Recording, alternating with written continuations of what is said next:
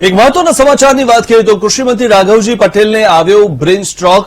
રાજકોટની સિનર્જી હોસ્પિટલમાં તેમને દાખલ કરવામાં આવ્યા છે। આઈસીયુમાં સારવાર હેઠળ છે મંત્રી રાઘવજી પટેલ।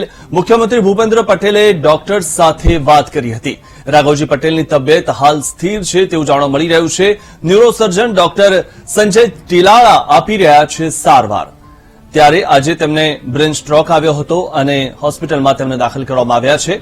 રાઘવજી પટેલની તબિયત હાલ સ્થિર છે તેવા સમાચાર મળી રહ્યા છે। ન્યુરોસર્જન ડોક્ટર સંજય ટીલાળા આપી રહ્યા છે સારવાર।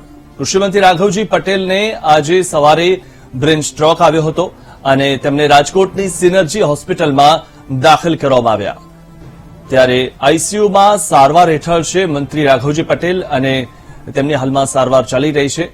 ત્યારે મુખ્યમંત્રી ભૂપેન્દ્ર પટેલે ડોક્ટર સાથે વાત કરી હતી અને હાલમાં જે જાણવા મળી રહ્યું છે રાઘવજી પટેલની તબિયત હાલ સ્થિર છે। આ વિશે વધુ માહિતી મેળવી અમારા સંવાદદાતા સની મૈયર પાસેથી। સની, રાઘવજી પટેલને આજે બ્રેન સ્ટ્રોક આવ્યો હતો, તેમને હોસ્પિટલમાં દાખલ કરવામાં આવ્યા છે, શું વધુ વિગતો મળી રહી છે?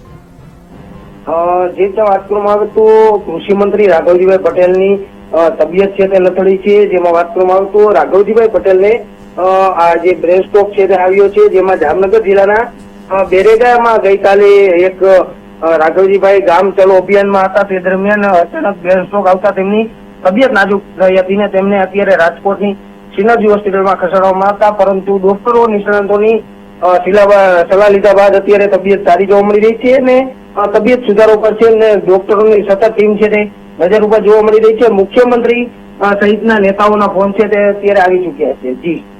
જી આભાર સની માહિતી આપવા બદલ।